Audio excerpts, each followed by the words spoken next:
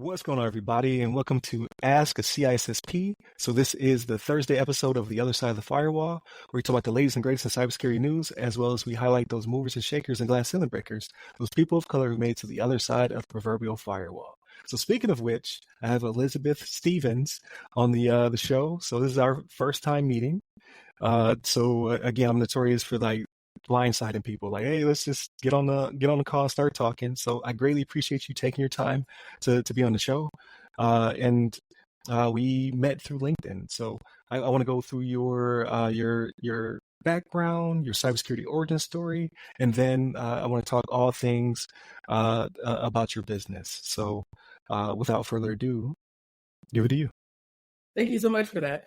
So my name is Elizabeth Stevens. I was born a young Black woman in Memphis, Tennessee. I would tell you how long ago, but I'm not going to tell nobody my age. So my cybersecurity origin story starts out with a Commodore 64, which I know none of y'all probably remember.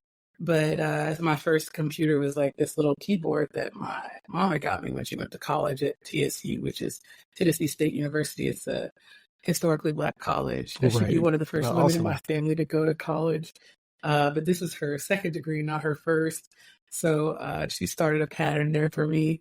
I grew up having a love for inventions, science fiction, technology. But I also grew up in a very poor part of Nashville and Memphis, Tennessee, which didn't necessarily enable that. But what was enabled was a strong musical career and enthusiasm for those types of things coming out of Orange Mountain, Memphis, which means I understood how electronics was essential to your business and how to use the technology to express yourself. Now, I didn't get until okay. It wasn't until a little bit later in life that I realized that there's this thing called the interweb. But before that, I left Memphis, went to school, joined the Marine Corps, went to the Naval Academy. Out of the Naval Academy, I did a couple of things that at the time didn't know I was the first, but that seems to be a pattern for me. Okay. For the Marine Corps taught me, Marine Corps Aviation taught me that if there was something I wanted to do or something that I wanted to try, that I should just try it, regardless of whether or not somebody else was there in front of me. Regardless of whether or not I even considered doing it before. If I was interested in it, I was going to give it a try. And so I spent the majority of my Marine Corps career giving a bunch of stuff a try, flying airplanes, logistics, combat engineering, until I got to this point in my life where I was bored with what I was doing. And they said, hey, we'll let you retire. I retired from being this kick-ass Marine Corps aviator, right?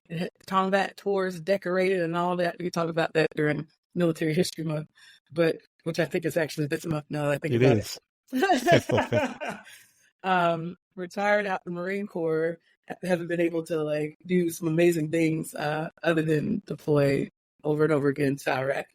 But got out of there with this desire to serve and this need to learn things. And so going from flying airplanes and fighting wars, I figured that I would try out something that would help people.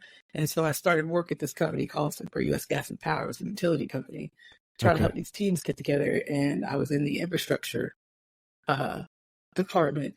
And in about 6 months to a year, I learned everything there was to know about Cisco routers and switches.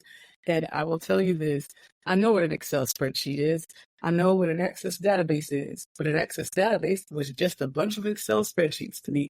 And here I am moving an entire building, routers and switches, zero downtime, from one place in San Diego that hadn't been moved in 60 years to another place, downtown San Diego. And it was at that point that I realized that everything that we do, whether it's going to the hospital, whether it's deciding how to buy your food, getting on a bus, ride the train, was connected to the internet. In the military, it was different because we enabled our environment. In the real world, critical infrastructure is how you help people. And that's where I went to serve. I only spent a year there before I got bored again.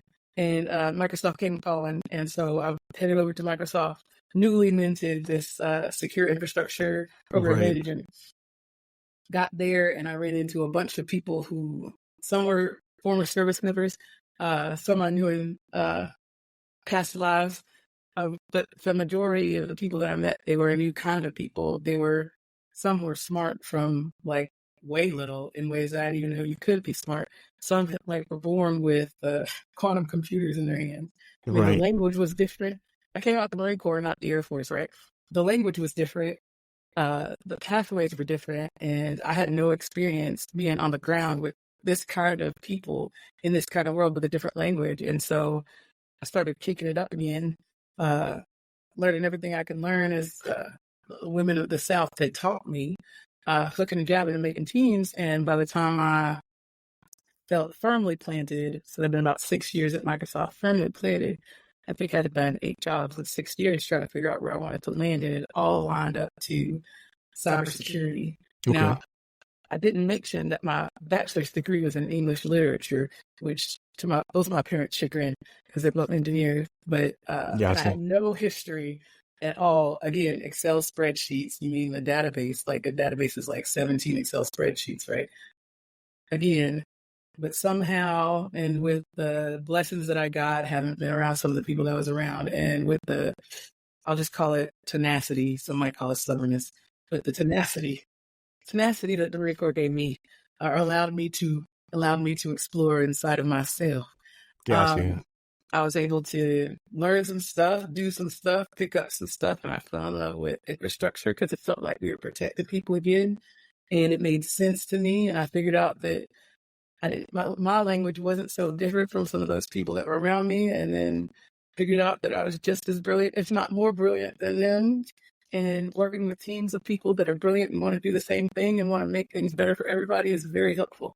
And so, No, absolutely. So I got to stop you there because your background is too diverse. We gotta carve up some of this. I want to keep going, right? But I got to go back. So initially with the musical piece of it. So was it a matter of you playing an instrument, or were you in the AV side of the house, making sure that performances and things of that nature and lighting and all that stuff, or like which side of the house were you on? the answer is yes. Both. So I grew up in Orange now.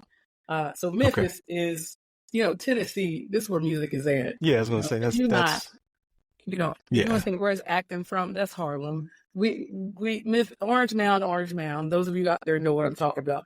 But like, people around me like 8 Ball MJG, whether it was ratchet music or not, right? The music was everywhere. And so part of it was not just using it to express yourself, but it was to understand that some people were using music to get out of the neighborhood. By the time I got to high school, I moved from Memphis to Nashville with my parents. And when I was in Nashville, I got accepted into the arts and math magnet school, Chief Hall downtown. And so while I was, mathing and statisticking it up to my parents' content, right, I was also in the gospel choir and the acoustic choir in the chess club, which I don't even know how that happened, but it did. And so again, I would do drama because I enjoyed the drama of the music and the show. And Right. so whether it was a musical that I wasn't necessarily cast for because of one thing or another, like The Sound of Music, or it was Grease and I was busting out on the stage as Rizzo, one way or another, I was going to be helping out with that, right? And then learning classical music and, trying to figure out what the music would sound like on a bill if it was played in Roman times, right? Like, those are the things that we were allowed to do because in that space, it wasn't about fitting in. It wasn't about learning to do things the way that they were. It was about learning about as much of the world as there was out there, and then how many different ways you could fit into it. Right. So and what I find fascinating, because I enjoy music. I love music. I even listen, like I watch musicals on TV, things of that nature. I have no rhythm. I cannot carry a tune.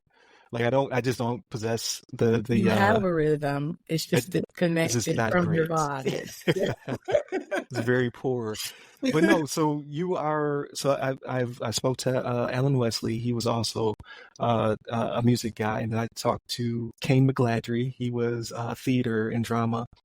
I'm starting to see a lot of that kind of working well in this space. It's like kind of like you guys have engineering brains already, right? Like you're already stripping things apart. Like music is a language, as well as then you have the technical side of it, right? How does all these things work and how do I make them work properly? So I'm seeing a lot of that now, and I find that fascinating, because it just seems to be a another route into cyber that no one talks about. No, I But think yeah, you're quite literally hitting it on the head. I mean, most of this, the phrase that people are like, I'm not technical enough, right? But who can put three different instruments together and make it sound like something? right. Who can Because it's a imagine it? language. Yeah, Right. And it's not just, it's math. It's math. Music is right. the one thing that you can say is both science and technology, right? It gets put into this art space, but it's sound. It's physical and it's digital at the same time in the most purest form, right? Mhm. Because we can't recreate it outside of our vocal cords. And then we mimic that with analog and digital signals, Right. right? Yeah, Sound waves. that's Sound waves. fascinating. Like, yeah. So you already, right? That's already kind of a big part of you, Mm, an influence on you, right? So then when we move a little bit further into the timeline, you discussed how um you joined the Marines, mm. aviation. So I hats off to you for that. I don't like to. I'd like to travel. I never enjoyed Ospreys and just anything that just wasn't traditional plane. I was like, I don't want to be on it. So when I worked with the Marines, like the thing was Ospreys. I was like, I don't like it. Like, is it a helicopter or is it a plane? You can't be both. See, you're an aircraft bigot. I identify as both a tilt and a rotor. Okay, Ah. this is no, but it's completely understandable. I mean, Right, I'll be honest with you. I went to the Naval Academy when I got. I didn't mean to go to the Naval Academy, right? I never heard of it, and the guy from West Point came down to interview me, and he said something like, he said I was overweight or something, and I was like, okay, bye. And right, which was good because my parents had empowered me to do that, right? Nobody wanted me to go in the military anyway. When the Naval Academy representative came, it was a whole different story. We were talking about the future, we were talking about technology, we were talking about a bunch of different things. And so by the time I got to the point where, like, even before I got to, hey, I think I'll be a Marine Corps pilot, it was about what choices do you want to make and where do you fit best, right? I want to say that I spent 4 years at the Naval Academy learning patience and endurance and everything there was to learn about, how to be a warrior, how to be a leader. But I'm pretty sure I got that from the women that raised me in my childhood and the right, neighborhood, the men and women in the neighborhood that, kept us fed and made sure that we knew that my grandmother was proud of us and that kind of stuff, right?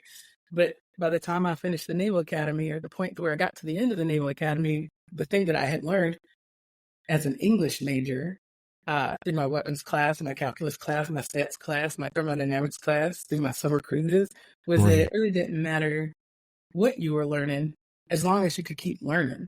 And so at some point, I remember it was my senior year, at some point, because I was doing my thesis on the Dark Knight comic book, that's why I remember. Um, and my double E prof, electrical engineering prof, she was a Marine, like tall, scary looking lady. You know what I mean? Like that. She's like that television show Marine lady, the one I got that's a you. lawyer, Jag.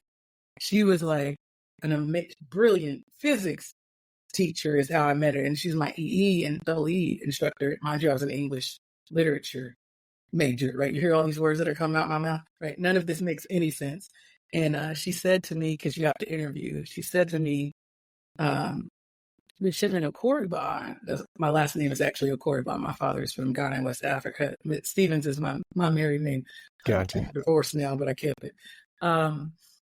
She says to me, if we let you fly for the Marine Corps, would you join? And I was like, if you're gonna offer me, I could fly and Right. do the Marine Corps thing? Because I mean, I look great now, but Son of Whites, that's not my color. So it was that opportunity where some people were going, oh, I don't think I can do that. I don't think I could do that. And I was like, if she thinks I can do this, worst case scenario, I end up a ground Marine yes, I'm still a Marine. I'm going to give it a try. So I started flying Okay. helicopters. I never known nothing about no helicopter babies and jumping, and the Marine Corps has helicopters, what kind of thing. Right. And I fell in love with it. Like, I got to that airplane, and the next thing I know, it's like music again. Everything just made sense, right? But it wasn't easy, right? So I say this because when you talk about cybersecurity and you talk about the kind of things that we're doing nowadays, it takes a certain kind of mindset, one that's not willing to take no for an answer, but also one Right. who, when you see what has happened in the past, you recognize that that's not necessarily what's going to happen in the future, right? Like, I'm lazy. I really do not like doing things multiple times. I don't like wasting time. Um, I grew up in the South. I would be afraid of my grandmama, right? Or my dad's mom, because she was just as mean, right? But the idea is, if you're going to try something, you might as well put all in while you can. And Right. what's the worst thing that can happen? Somebody says no to you and they don't know that it's possible. Then you just stop yourself from doing the impossible. Somebody says it's got to be A or B, and it's really hard. Both A and B are really hard. It's just because A and B is the only way they see. Just go straight up the middle. And that's been my experience. Like you said, my cyber origin story, I like to say it's accidental and I'm being flamboyant and crazy and, undisciplined. But really what it comes down to is every opportunity, regardless of whether I thought of it myself or someone put it in front of me, is an opportunity for me to make the decision for where I'm going to go and what I'm going to do. And from a cybersecurity perspective, that's the kind of mindset that keeps us ahead of the bad guys. Oh, absolutely. We don't forget, right? Like, I know how hard it is to keep your stuff off the internet. I know how hard it is for people to realize that they've been pawned and someone's stolen their stuff or their family, right? But does that mean I'm going to stop trying to do the thing? No, not at all, because somebody else is sitting there next that maybe they're not strong enough. Maybe they're not as strong. Maybe they're not prepared. Maybe they're tired. Maybe they're tired. Maybe they got other things on their mind. And if I can help them with that, because that's what it comes down to, I can give it a try. Worst That's thing happens, I make it better. Yeah, I was gonna say that's definitely motivational, especially in the space that we're currently in, because a lot of people are getting burnt out and feel kind of defeated. Mhm. And just the market in general, like no matter what you're currently doing, like the market is crazy. People are getting laid off left and right.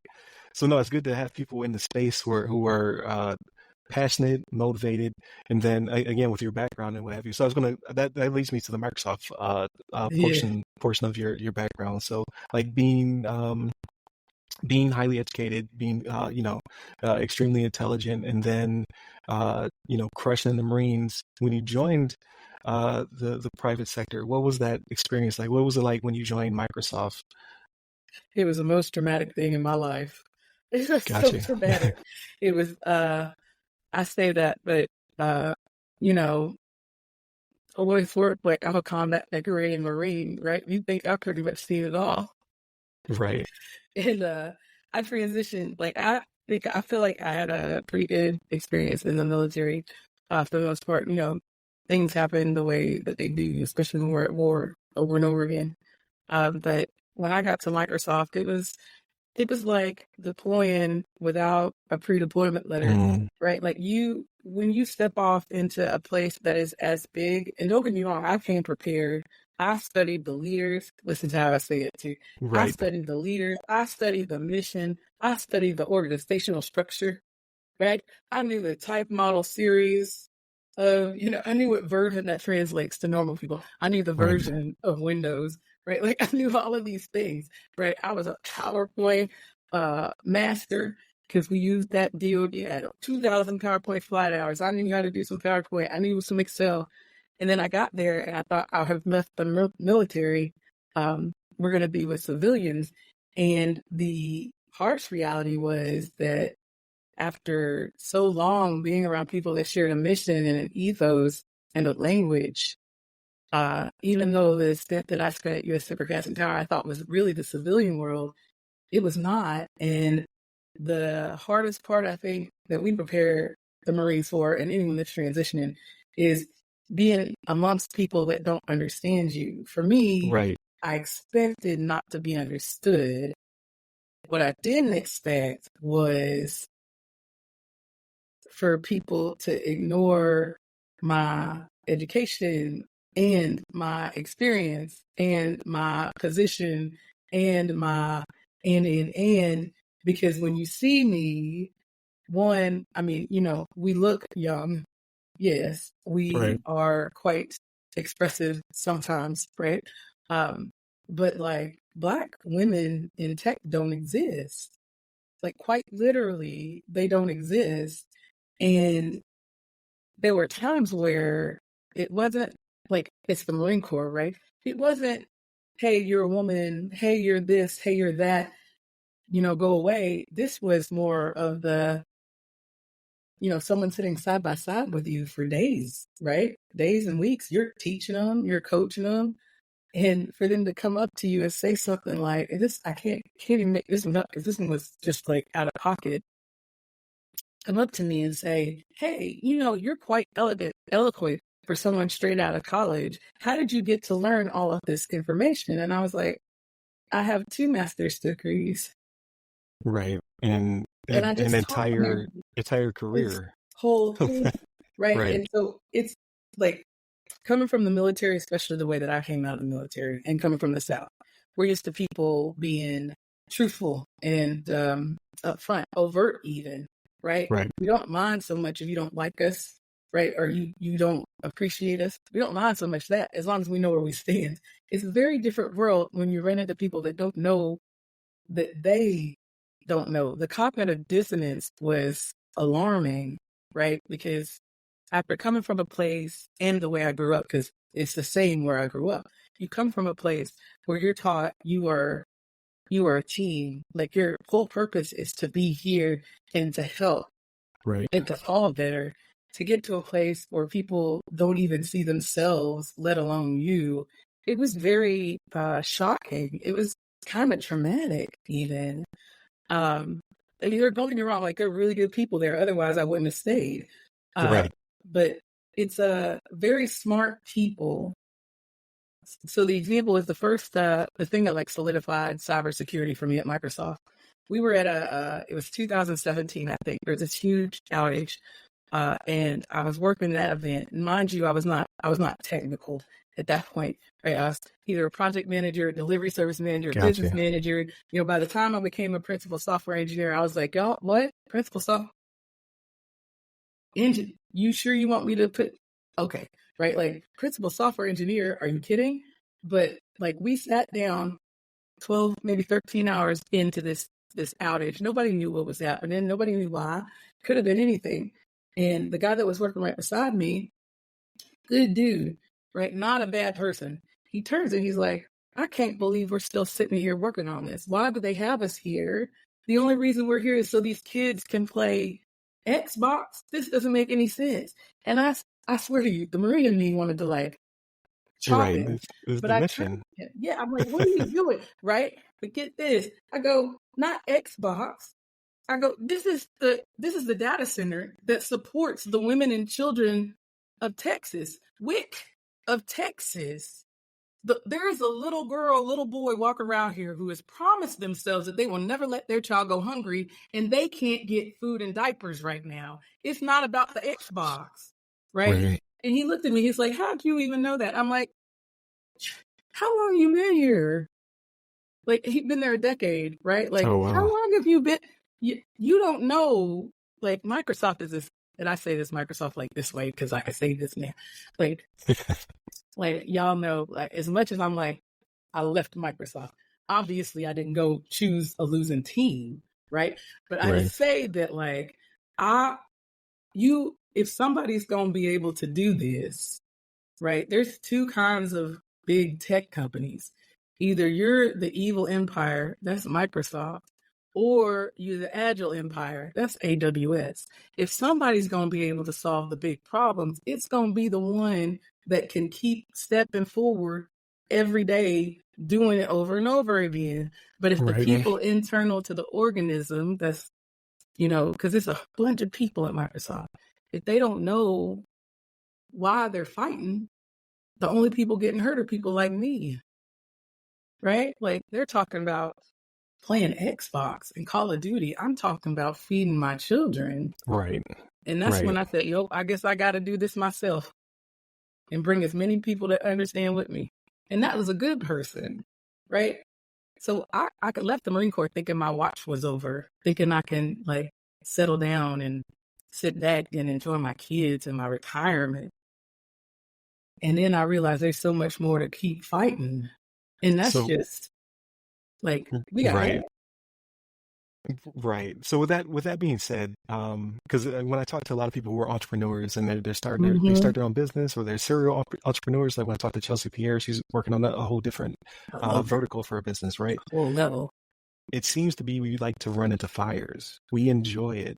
Not that we enjoy per se the trauma or the pain of it, but we enjoy fixing the problem. So with that being said, when you were in that mindset, and you're like, this guy doesn't understand the environment, right? He doesn't understand what the mission is or why we're doing this. Yeah. He's just a very well paid person who sits in the seat. Uh, was the And pivot smart. right and very Blind. intelligent? Yeah. Blind, but smart, right? Did you ask for the pivot to go into the next phase of your career, or was it asked of you? Like, hey, we know that you know what you're doing and what you're talking about, and you're very amenable to several different types of I don't even know what to call it. I would No, say, I'm sorry. I was gonna say I fit into a bunch of different roles. Like I Well, have a lot of yeah, different but to a certain extent, but it's also your ability. Like you're very malleable, right? Like you talked mm, about music, you talked about agile. the I like to arts, say I'm agile. agile. There you go. Uh, like the plasticity of your Yeah. mind, right, is able to Mhm. do a bunch of different verticals. Yeah. So was it you saying like, okay, I can go do this, or was it again asked of you like the when you were in the academy going to Yeah. be a pilot? Was it asked of you like, hey, you could do this because X, Y, and Z? You're like, you know what, I can do that, and I'm going to go do that. So I would say that so it's a little of both, right?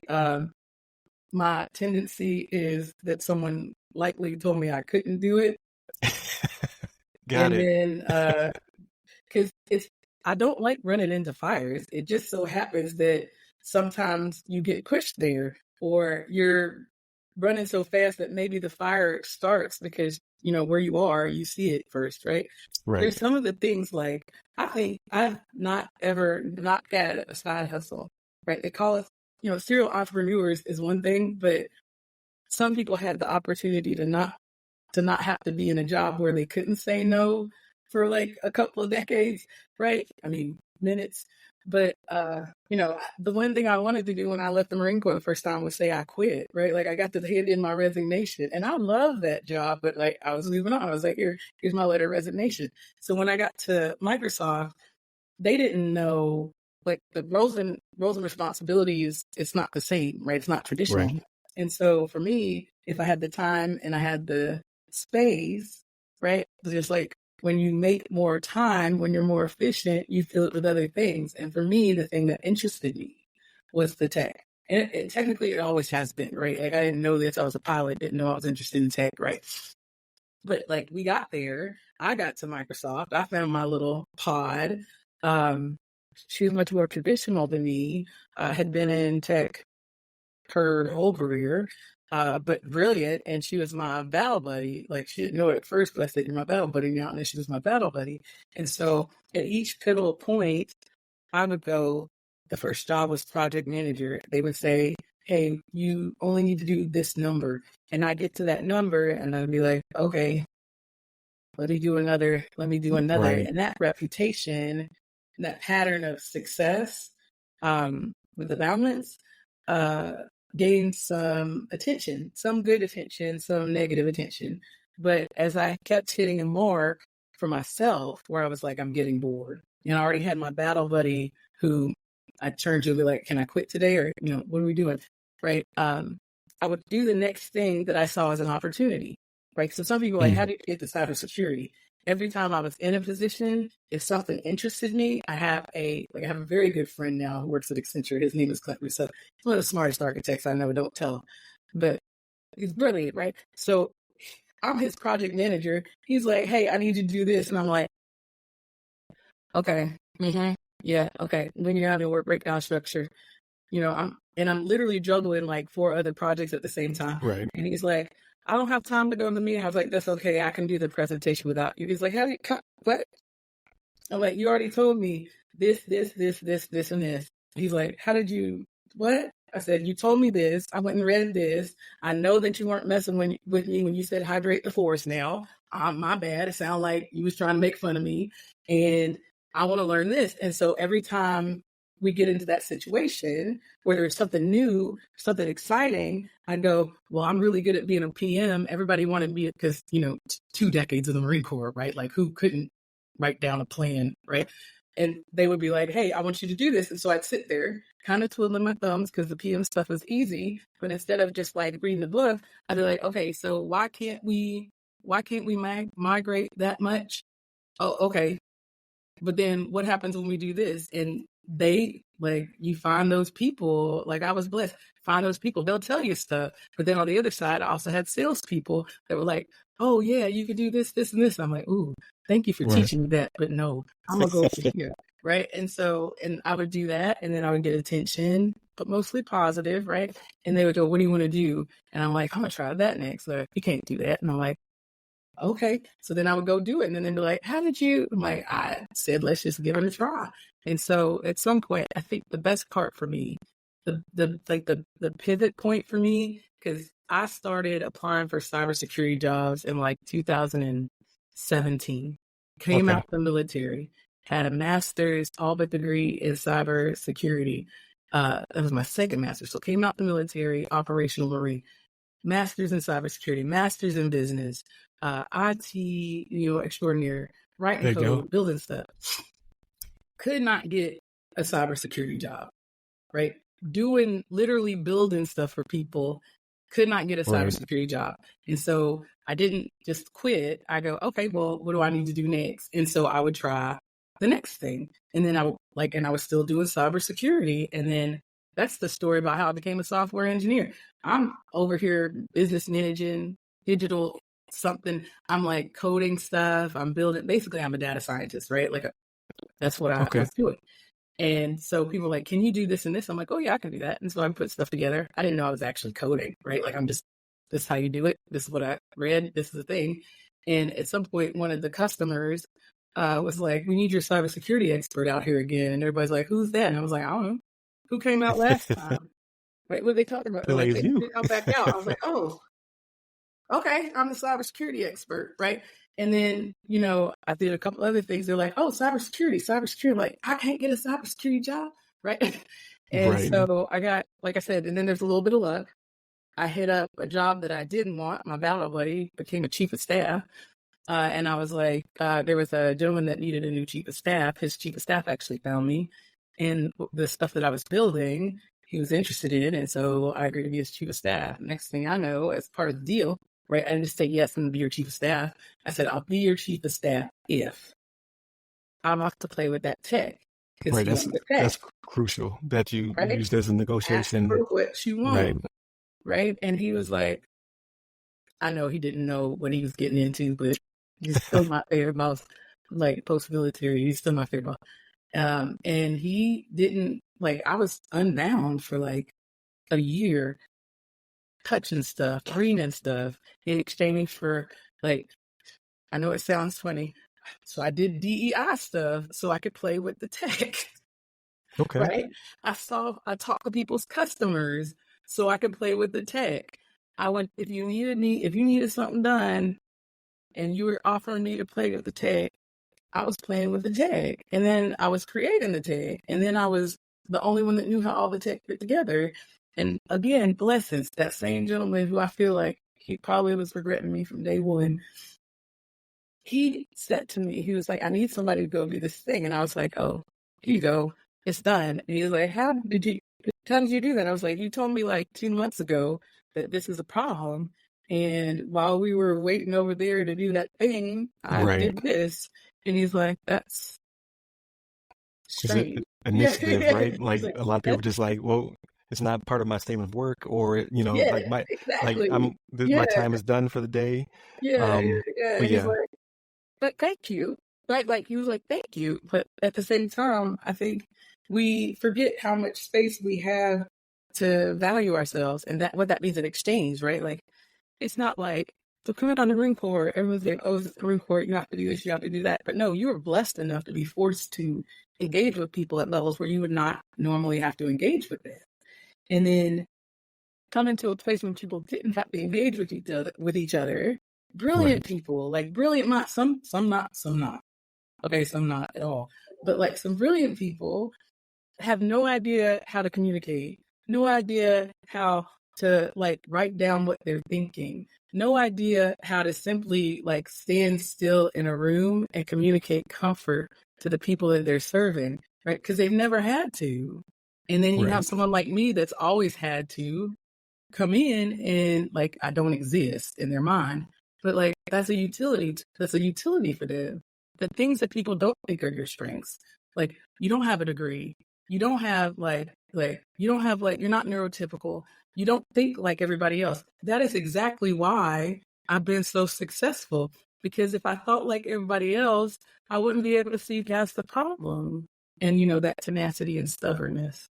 There you go. I mean, like nothing's wrong with like people take the stubborn as a negative connotation. It just means that I'm going to stick with it. Like, exactly. Because my wife calls me stubborn all the time. Like, no, I'm just tenacious. I'm tenacious. Yeah, tenacious, right? But no. So I think you hit a lot of key points, especially for people who are trying to break in, because it is kind of frustrating.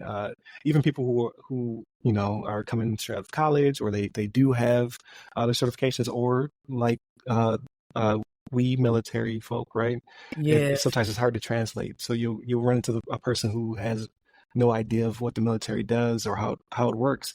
And either you're not speaking the same language, or it sounds like fabrications, because some of the stuff we're allowed to do in the military, they would never give it to a teenager. It never would happen. So that's just hard to get your point across, because you're like, nah, that's not, you didn't lead 30, 40 people. That doesn't make sense. Like I've been, you heard that one too, right? Like, yeah, you're like, yeah, I did. Because I had to. Sure. It's sink or swim, right? So you do pick up a lot of tools in your tool belt that simply don't exist at the same age ranges, right? Like you'll come into a position with somebody who has been doing something for a long period of time, but they're still, way behind the years, because they haven't had to lead, manage, and motivate and push. Well, and I think that's the key, right? Because people are losing their jobs, right? Like, it's not the same as it used to be. And the military thing in the last 5 to 8 years, but for a reason, has been problematic, because you're just now seeing the things that we were playing with when we were in, right? It's just now coming to light that this or that is the thing.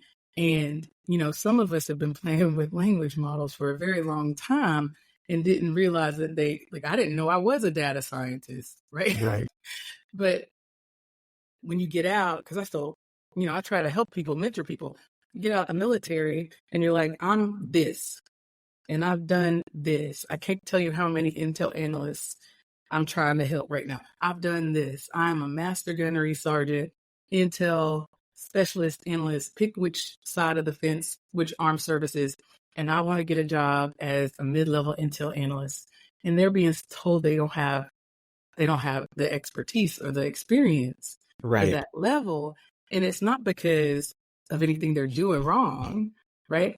It's because in the olden days, right? I said, in the olden days, you had to work at a company for 10 years to be an expert on the thing. And right now, everything is changing. That's why it's our time.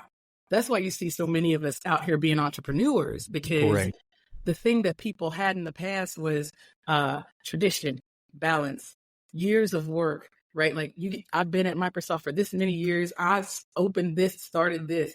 But today, Elizabeth Stevens, say 2017, 18, fresh out of the military, almost feels like it, fresh out of the military.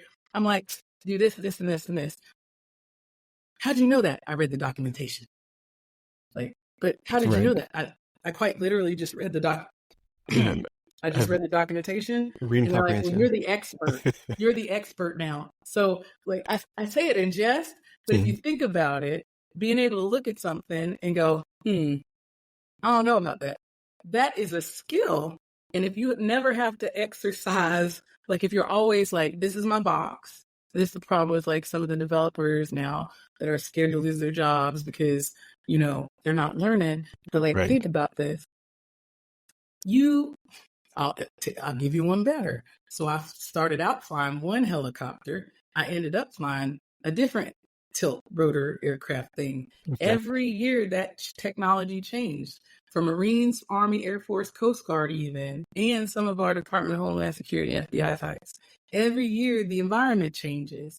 That means you translate those exact words to technology.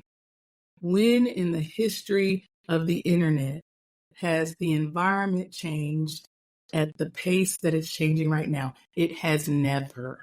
No, So for things are those of us that know how definitely to flying be by. agile, cybersecurity, they need us. We know how to look at things. We know how to work and operate when things change.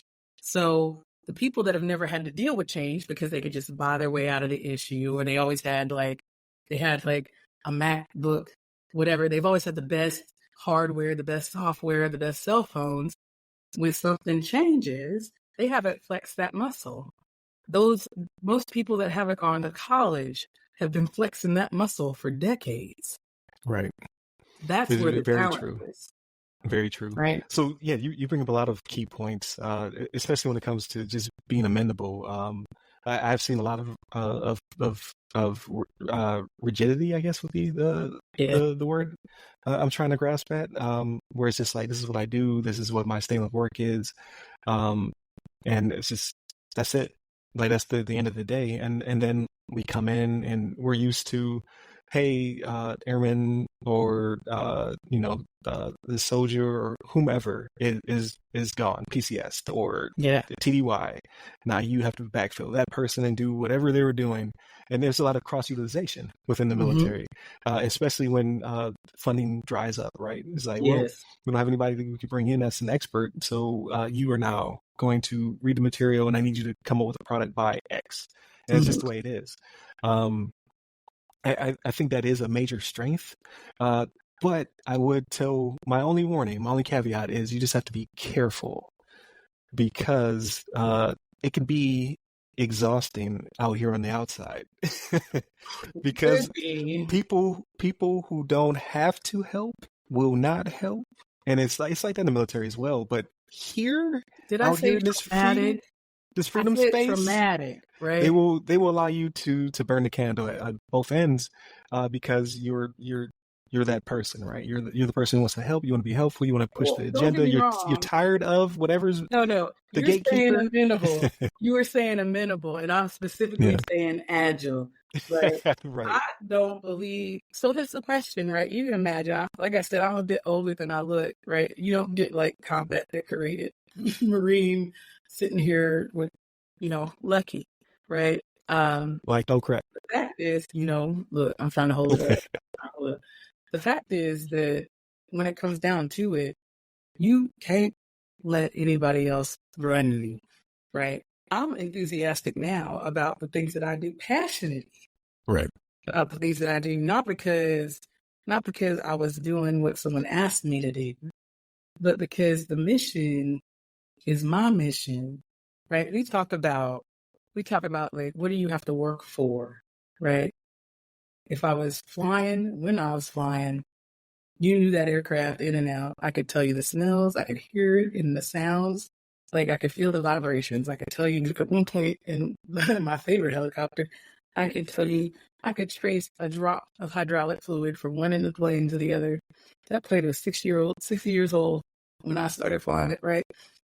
Well, I say that to say, like, when you talk about the passion you have for something you love, it's around having to fight people off so that you can maintain that passion, right? It's about, I sit there, I say I was lucky. I was blessed because at one point, like I wasn't joking, at one period of time, I was a Marine. I have staying power. If you weren't shooting at me, then there shouldn't have been anything wrong. And I mean that down to my core. And at one point, I think I was asking my battle buddy once a quarter, can I quit now? This is what they're doing, right? Right. And it's because we are taught accountability.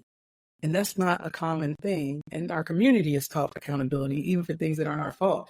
And so for me, when I say, you do your thing, like what I did, I'm the first person to tell you we're not going to do that. Why? Because you were supposed to do it. I'm not going to kill myself or my people because you failed to plan or you took accountability or took responsibility so that you could look good, but had no way of being able to complete the job, right? That's something that you have to be able to say for yourself, but not a lot of us have the ability to do that because we haven't dug ourselves out of where we started, right? And it's a big hole. If it wasn't for the Marine Corps, if it wasn't for the American military, I wouldn't have all my master's degrees. Granted, if it wasn't for the American Marine Corps, I might have more hair too. But you know what I'm saying? So it's a balance. But then when you talk about, people ask me, and it's a weird demographic, right? Like Women's History Month. I think that was last month, right? This month is Military History Month, Mental Health Month. People ask me, how do you keep such a great attitude? I'm like a mom of three, single mom of three, right? Not counting the guinea pigs and the dogs. How do you keep such a good attitude? And I'm like, it's not about the attitude. There's no such thing as work-life balance. There's no such thing. It's not a balance. We run when we need to run. Give yourself grace when you need to rest. If someone tries to push you, have the confidence in yourself to know that you've seen your breaking point. And yes, we can exceed it, but you only need to exceed your breaking point when it brings something to your spirit and your soul. Right. There are nights that I work too long. That I will tell you, there was a good year at Microsoft where it was not a good year, right? Like I couldn't believe some of the stuff that was happening. But at the same time, right, I could have chosen, or I thought I could have chosen to walk away, right? The trick is knowing when you're thinking that you can and when you can. Because when we get into this space where we feel like people are coming at us, you forget that it's not them that gets to tell you whether or not you've been successful. Nobody else knows what you've been going through.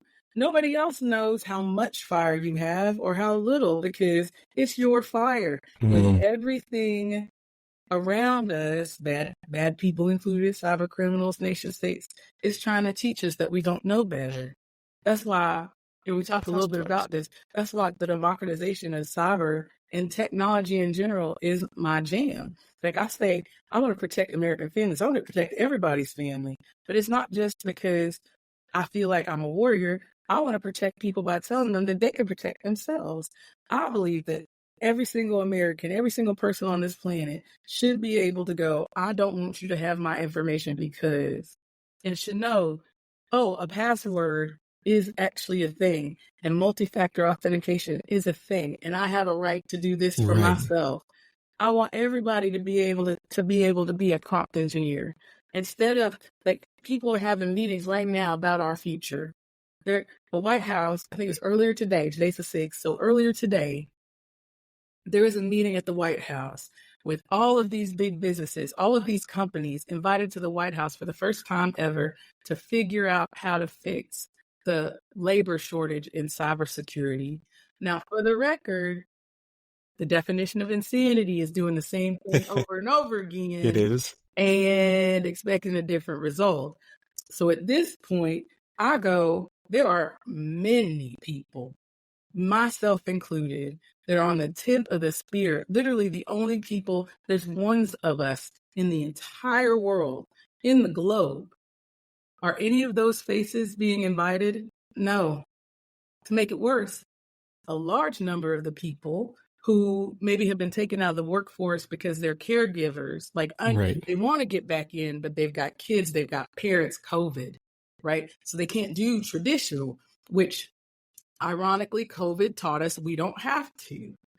They're not being afforded the opportunity to enter back into the workforce in cybersecurity or AI jobs because why? Because we want to give it to the young people. But guess what? Everybody's young against cybersecurity. Everybody's young against AI. It's quite easy and possible for the number one cyber pen testing extraordinaire, like champion, to be 52 years old right now. You know why? Very true. because nobody's seen this before. And so when you say to me, Very like, true. Yeah. what we do is, so I believe we have to take care of ourselves, take care of, your people. You got to put your mask on first, right? The phrase is know yourself, know your troops, know your job, right? Translates. You have to know your limits because they're counting on you. You can't let all of this bring you down. Not just the people, your troops, not just your people at work. Your troops are your kids. Your troops are your family. Your troops is your community, right? Right. This is what you got to take care of. I'm not saying step on other people to do it, but you got to be able to stand. So when you talk about like getting burnt out, if you're getting burnt out and it's the good kind of burnt out where you're sitting back with your friends and you're drinking choice and you're going, Ryan, remember that time? That time, because like I have those stories where I'm like, okay, so there we were over the skies of Iraq. This the stupidest thing, these are the stories, right? But like I'm sitting there talking about a 13-hour day. That's not a 13-hour day where I was like, no, it's the women and kids. It's the women and kids, right? Like those are the moments where you go, am I worried about burnout? No, because what you got to say to yourself is today's the last chance for me to be as strong as I can be. So you're doing us all of this service by letting them wear you out. And if you need help, give the help. Just make sure you know who you're asking for help because not everybody's going to help you.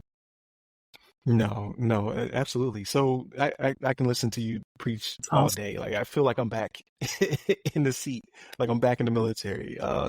In a good way, though, right? In Like a, no, in the best in way. a colonel kind of way, more like, No, okay, no. Like you know what I'm saying, right? right, exactly. No, it's not. Yeah, it's definitely not one of those type of conversations. No, so all solid advice, all solid information. But I got you derailed. So I want to get back to because Oh I feel like yeah, we're gonna run over for it a the little bit. podcast.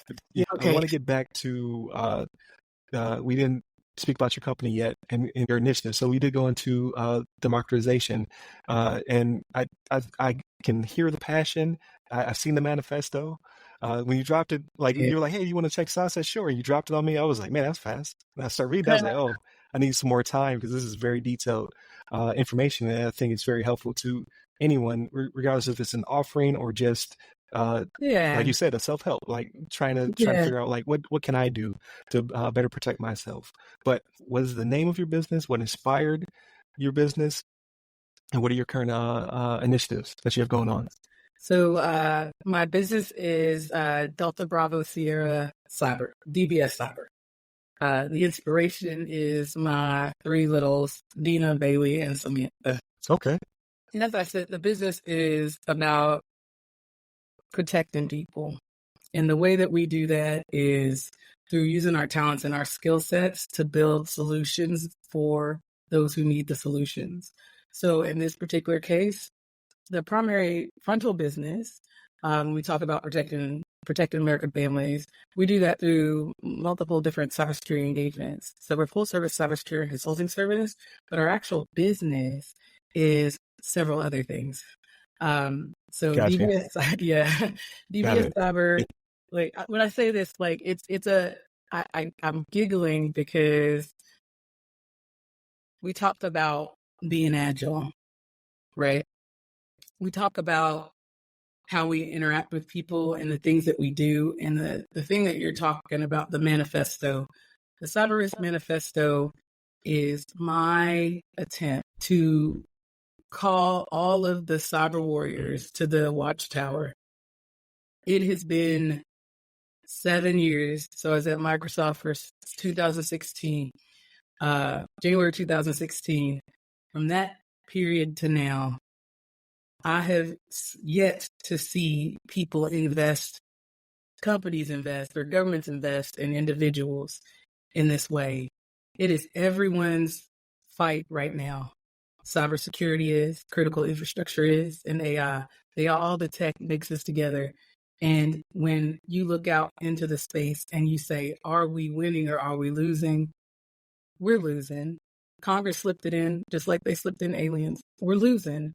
And why are we losing? We're losing because we've never thought to empower the people. We've never thought to tell the tractor trailer driver or the mom sitting at home homeschooling her kids, or even the caregiver, you can do this too, right? And if you don't tell the people that are the strongest and the most plentiful that they can do this, then we must not want to win. And so knowing how the business runs, the business is about revenue. The business is about building quickly, building stably, and building the solution that the most people will pay for. 80% of the revenue comes from 20% of the business, and we are not the business, which means, guess what? When COVID sent us home and all the business were like, the only way you can do business is from home, suddenly, the one thing, the one resource that is the most expendable, the people, became the one resource that was the most important. Right. And then COVID went away, and the people that took care of their people and had them out there working in the ether, out on the nodes at the ends, they were still making money. They were still able to operate. They were still able to innovate. And the people that were going home to the houses with their families and their extended families and their dogs that could still work because they're used to not having things perfect, they were the value prop. But we went back. They also became an exposure, right? Right. What was the one thing we hadn't been investing in? Our people. Now, a lot of business, like CISSP, they'll say the biggest vulnerability is, they say insider threat. People aren't the biggest vulnerability. We're the biggest attack surface. We're the critical vulnerability. No, we're not that. They're saying that, but the truth is, without each one of us, the endpoints, call us agents, whatever you need to do, you educate us, we protect you. Right. And that's what it's about, because no longer can we afford, like, everyone's afraid of generative AI. The adversarial AI paper was 2 years ago, right? Like, that's what I wrote 2 years ago. We're not in a state where this stuff is new. We're just in a state where now everybody has it. And the only way to do what we need to do to protect ourselves is to teach everybody how to use it and how to protect themselves so they can make a choice for themselves. And so I say DBS Cyber is about the education, right? The Cyber Risk Manifesto is about, like, it's education and empowerment, right? Right. Cyber Risk Manifesto is about going, hey, it's not small business, it's not big business, it's all of us, nurses, doctors, forklift drivers, all of us need to be here doing this. And yes, it is a call to big business as well to say, hey, we're here and we see you. Somebody's going to hold you accountable. So, like, come with me to the watchtower. That's the manifesto. And thank you for letting me talk about that. My business partner is going to be like, why didn't you talk about the rest of the business? Because there's some exciting things there too. I believe it just makes sense, especially coming from that perspective, saying that we are the biggest attack surface, right?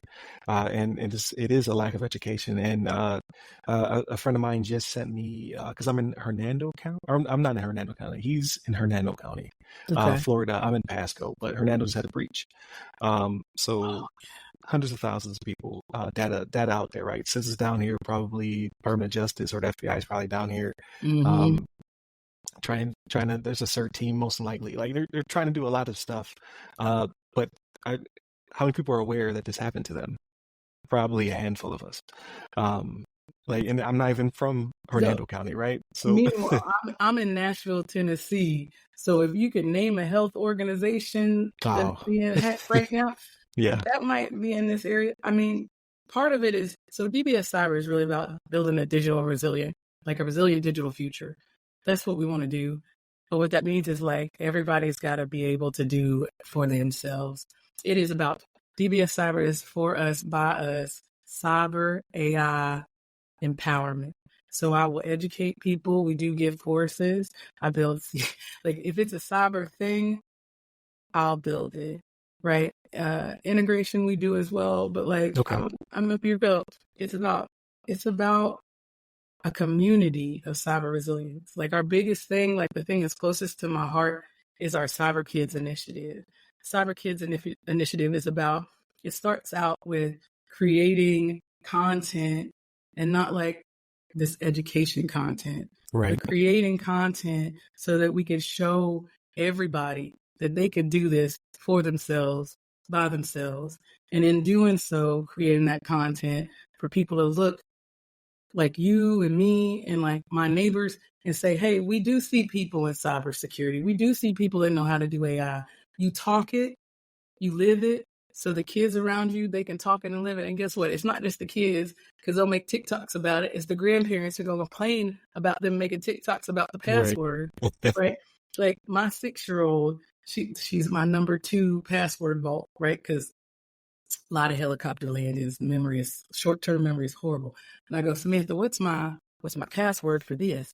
And she's like, okay, your password for the vault is, right? And at some point you think, if we're not teaching it in schools, because we're not, if we're not talking about it on the basketball courts, because we're not, if it's not a part of our lifestyle, if it's not a part of what we do, it's never going to be. And so Cyber Kids is about bringing cybersecurity and AI to every child in a way that makes sense to them. And not just like, hey, we're going to take it into the schools. We're talking about having kids make your own videos and amplifying that, using the way that we communicate. If like you're at a 3-on-3 tournament, one of the events going to be sponsored by some kind of cybersecurity thing. Like, I want the kids talking about ransomware and like in a Roblox, that's what the kids play nowadays, right? In a Roblox room, right, on their little servers, or in Lumion Legacy, apparently, when they're talking to each other, they'd be like, don't talk to that guy. We think he's a bot because he's trying to get your information. Don't tell him where you really live because of this, and this. Like, these are the kind of things that the kids should know, but nobody's teaching them. Like, you can't even talk about cybersecurity and funding unless you're getting a master's or you live in the DC Beltway, right? We got some amazing people out in like Northern California, having gone to Stanford or whatnot, like changed their whole lives, done some amazing things, people. But because they're there, they get the tech bug.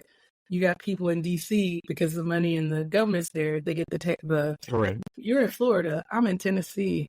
Like, there's a lot of people here that have been building stuff, tearing stuff down, know how to think outside the box, but they've never been able to touch the tech bug, which is why I said what I said about the White House, right? If you really want us to do something, then let us do it. Let us teach each other the way we need to teach. Let us champion for ourselves. Let us SEO keyword our own keywords. Listen to the language models. Give us not just the people that you always give it to us, and let us do what we need to do, because I guarantee you right now, and that's my big thing, is like keeping people aware of what's going on. Right now, we have people making laws about what is your right to privacy and what isn't. Everybody remembers like Roe v. Wade being rescinded. I'm going to say it like that, rescinded, right? But does anybody remember what happened to your privacy rights during that same period of time? No, because nobody wants to talk about it. Look at your paperwork. Even I myself get caught. I know you're familiar with Office of Personnel Management leaks. Oh yeah, as yeah. I'm OPM, yeah. Right.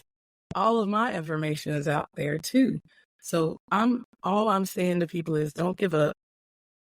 I'm saying to our government officials, this is not just your fight, it's all of our fight. In Tennessee, we're volunteers. We know what to do. Let us help protect ourselves, because we can. And then everybody that wants to be in cyber or AI that says, I don't know if I can be, come find me. I'll teach you. Look, you can come do a Cyber Kids campaign with me. We can run the shows. We're looking for funding, volunteers, actors, again, for us, by us. You want to talk about AI agents and how I'm using those to build what I'll call productivity for small businesses and space, right? And technically the VOD.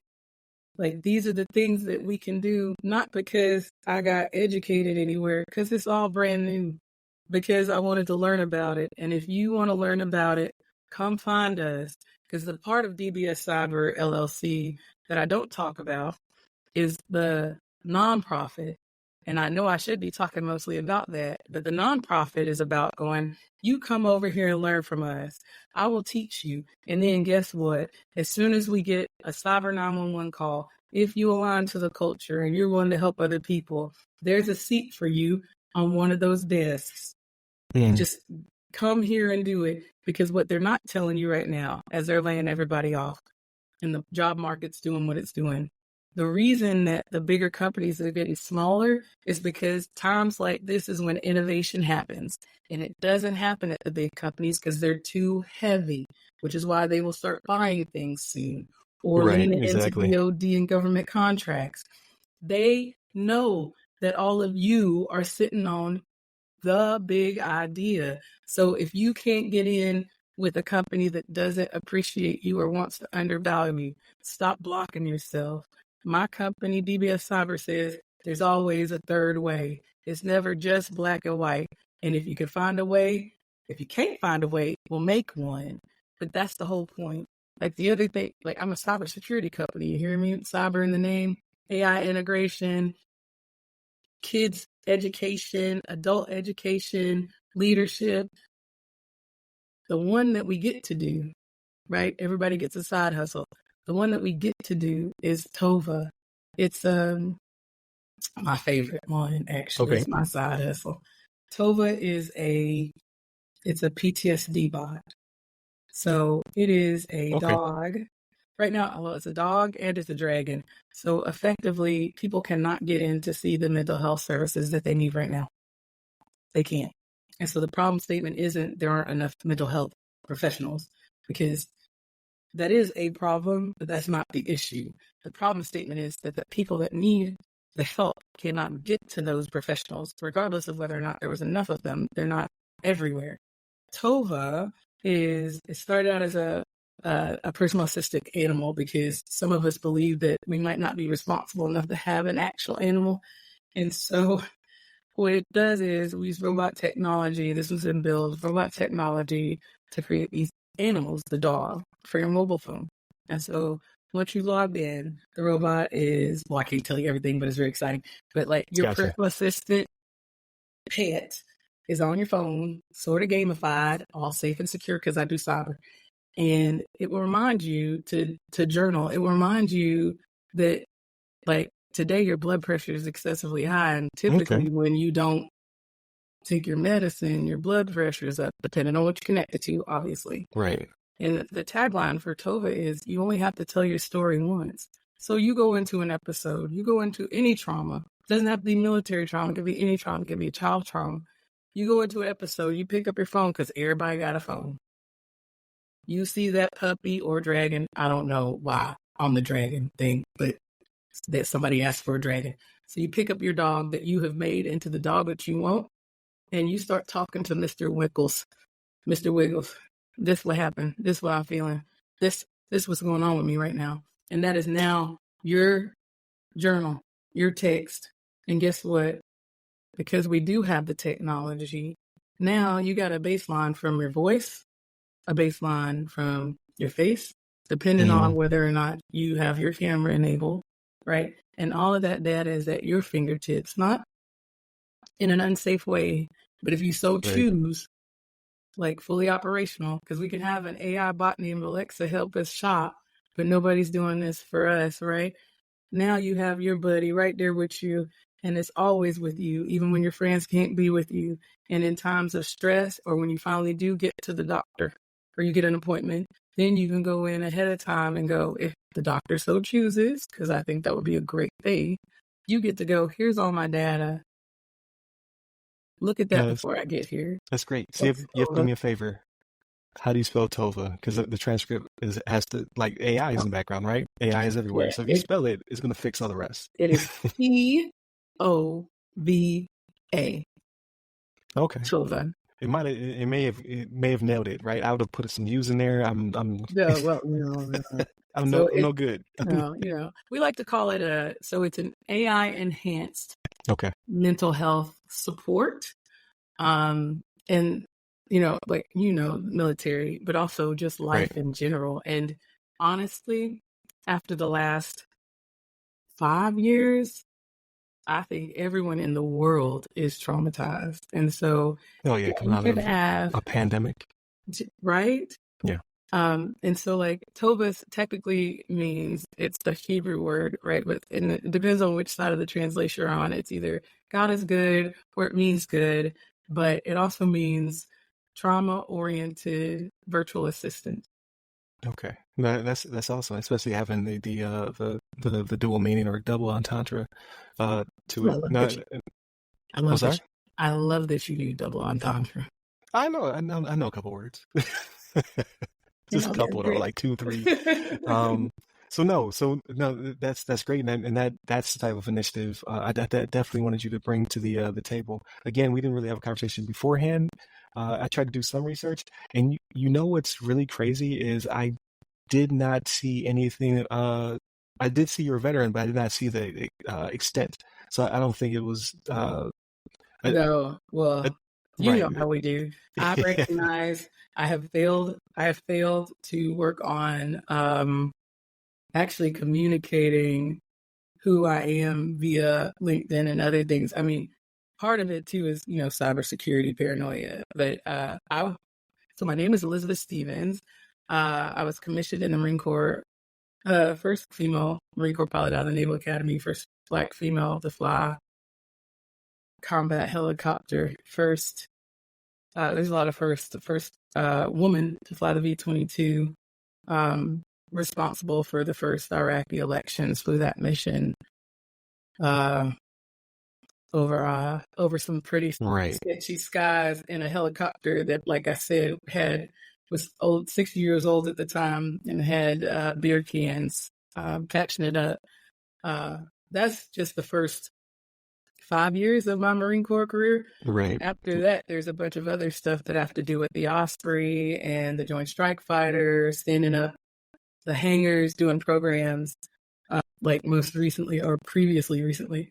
Just over the years, there's different things, right? Like, so may or may not be responsible with one of those architects that I mentioned earlier for the first petabyte data migration, may or may not have been the Okay. first one to use containers to move customer data. That's before I even knew what a Docker was, right? Me and my partners, because that's the kind of people we worked around. There was a problem and Right. we need to fix it. I've been inducted into the National War College. I Oh, think right now I'm the only outstanding. one. Yeah, I think I'm the only living inductee at this point. Was the last Microsoft job was the director of cyber defense risk intelligence for the data centers worldwide. So all of the Microsoft data centers I was responsible for. And 3 beautiful little girls. I play a mean game of World of Warcraft and also Okay. Forza, but most recently Age of Empires, because it helps quiet my brain. Okay. Born and bred in Tennessee, Nashville, Memphis mostly. The book, I'm writing a book. It's at the editor now, about to be released. It's not the Elizabeth Stevens story. It's the Gotcha. cybersecurity and how we need to build a resilient digital future story that comes after the manifesto. But I'm sure the Elizabeth Stevens story will come next too. So there's All the above is outstanding. So with that being said, so like my brain is going crazy right now because I'm like this. I have so many more questions, but we don't have that much more time, right? Who are you Because kidding? We don't have that more time. I think we blew through the 45 minutes. we did by a lot. Uh, I'm sorry, not so sorry. I said what I said. no, you're You said outstanding interview. But no, like my brain's going crazy because like yeah, now I have a bunch of other threads I like to start pulling on. But we'd have a 3-hour podcast. But with that being said, I know there's a lot of people, if you're not already in contact with them, Black Ops, because this is yeah. the month. Like I know 2 of the people who were being featured in that documentary only because just sheer luck, right? Oh, wow. Being in the task force environment for the last quarter of my career, I got to meet a lot of really cool people, and a lot of them are just like you, like amazing war veterans that serve the country, and you deserve all the flowers. So I definitely want to highlight all of that because again, I didn't pick it up from your LinkedIn, and that's why I like coming in unprepared because then it's these surprises. I'm like, you did all these first, and you're talking to me. Yeah. So amazing, and then Isha Holland. So you said working with the kids. Isha is headquartered in Louisiana or Texas. I know she bounces back and forth between the two of them, but she does also campaigns. She does like the cyber challenges and awareness and the Yes. cyber games. But Aisha, she's really big into the training, especially youth, right? And she does it for, I think she does it for all kids, but she has camps for young women to teach them all about cyber, because she's a pioneer in the field, just like yourself. So I definitely think you two need to have a conversation, just because your initiatives are I think that they would coalesce very well with one another. But then it's when you're pushing the manifesto and you're building. I've been blessed to have people on the show who want to, are willing to spend the time to talk to me about their initiatives and what have you. So I just need to get all y'all in a room. I would love it. Like, get all of you together. Can we call it the Cyber Watchtower? Like, Well, yeah, I'll bring the definitely. drinks. If you show up. I'll be there.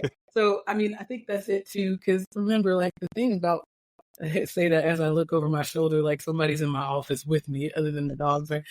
The thing about being the first is that you're always by yourself. Yes. Right? But I know y'all definitely out see there. that. I know y'all are out there. Like, I don't know how to get to you. I mean, obviously I do in some way, because I'm like, hey, Ryan. Right? No, absolutely. And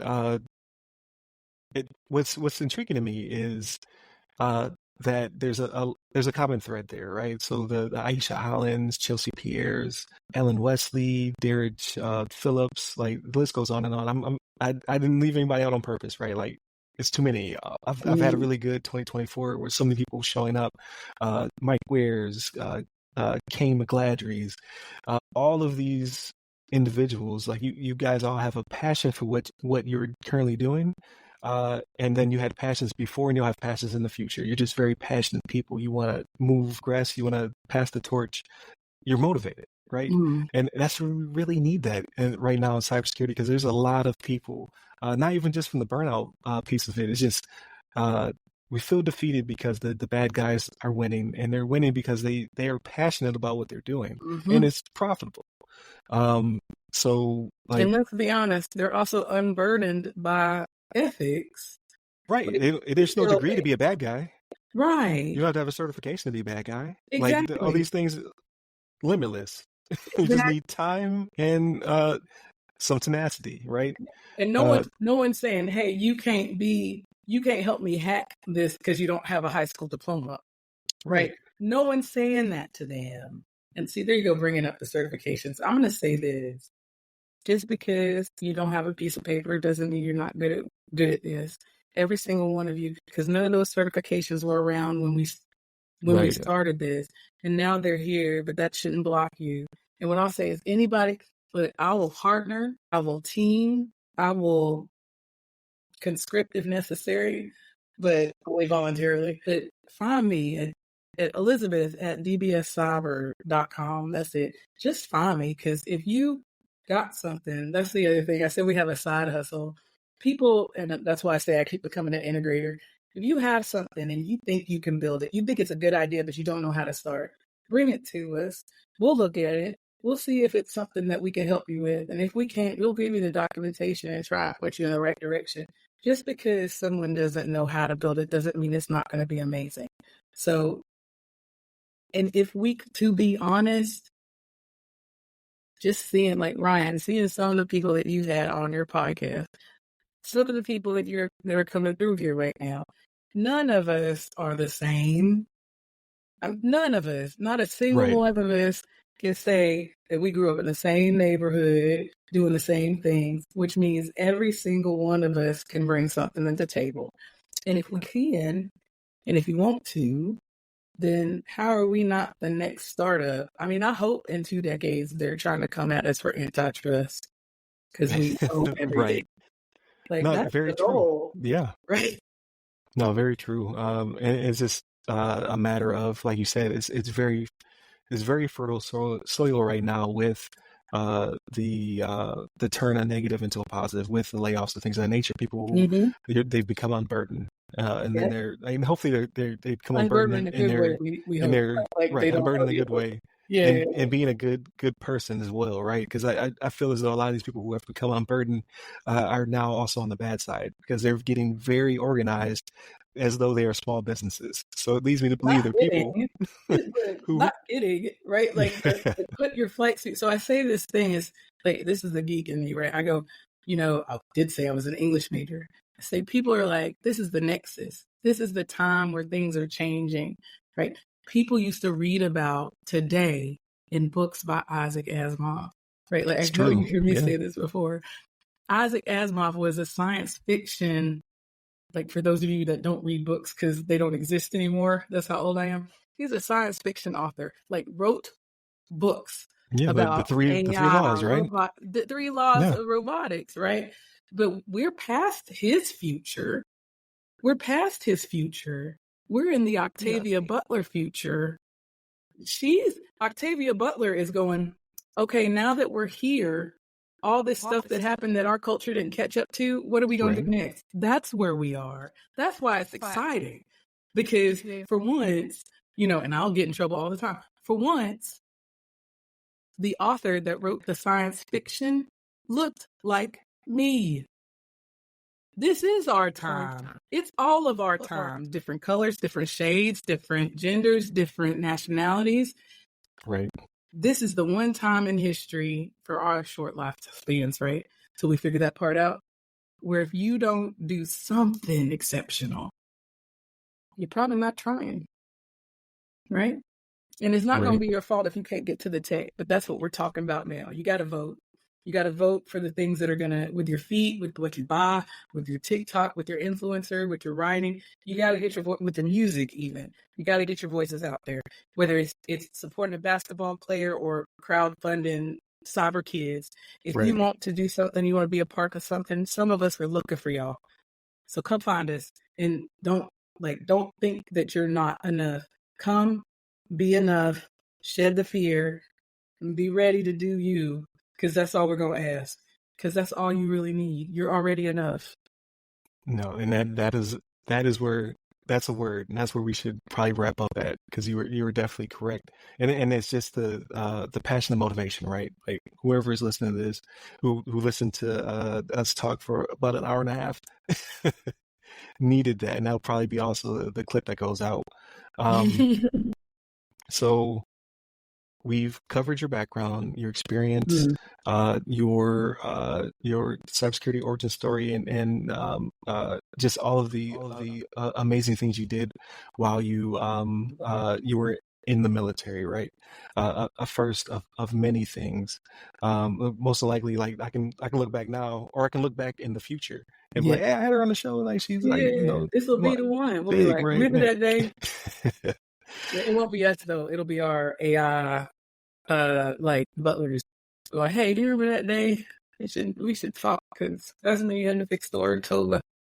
There it is. Yep. But no, so I greatly appreciate your time for you being on the show, and you definitely have to come back because I have so many more questions now, especially knowing all of at least all of what we did, what we covered, right? I'm sure there's much more that we could just not cover, but I definitely have to get you back on the show whenever you have the free time, right? Because you're a busy person, especially being an entrepreneur.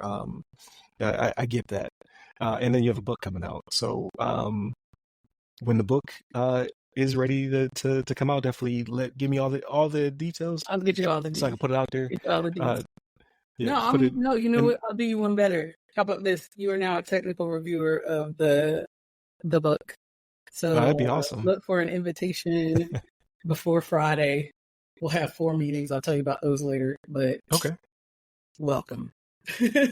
I appreciate it. It should be released sometime June. The end of June, close to the end of June. Really? Okay. So yes, that's not that far away. Congratulations in advance. You're right there. So another author, right? So I've had Sam Brown on, Aisha Hollins. Well, not until I get across the line because I like to count this time. Got you. Who else? Jeff Lodick. Like there's a lot of there's a lot of commonalities, and all these people are either pioneers in what they do, serial entrepreneurs, or mass majority of them are veterans. Yeah. It just goes to show. But I got to let you go. Please, please, please, to the audience, like, share, subscribe. So got a lot of traffic, a lot more. I think we're over 7,000 views over the past couple of weeks, which is amazing. And the stats tell me that a lot of you are new. Like, share, subscribe, all that good stuff. Hit a bell if there's a bell involved. You can hit us up at all the websites that go by our name. It's either the other side of the firewall, the other side of the FW, Ask a CISSP, or you can hit me up personally. I'm at RY Security Guy. That's RY Security Guy. You can find me on LinkedIn, Clubhouse, Twitter, Threads, IG, Facebook, and TikTok while that lasts. And then we're, because I know you already gave the website, but if you can just give us a quick recap, where can they find you and any applicable websites? Yeah, find me at Liz Stevens at YouTube. You can find me at DBS Cyber on YouTube as well. Look for me at, again, the email is Elizabeth at DBS, that's Delta Bravo Sierra, cyber.com. You can find me on LinkedIn, find us on YouTube, Facebook, TikTok while it lasts. If you look up Cyber Kids, that's where we're landing on TikTok. But one way or another, pick a channel, and we'll respond. There it is. So in Discord. You forgot Discord. So I'm not on there yet. I don't understand it completely. I don't be there, honestly. So I'm not there yet. One day. Sure. But yes, hit up all the sites. Make sure, and everything will be in the description below. So if you're watching this on YouTube or in one of our embedded articles or the newsletter, which has over 1,100 people currently subscribed, which you should subscribe as well, and it drops every Friday, please do so. And you'll have all this information. So that way you can hit up Elizabeth Stevens and just be part of this campaign. Like this revolution. Movement. There you go. Movement. There you go. I like it. Stay safe. Stay secure.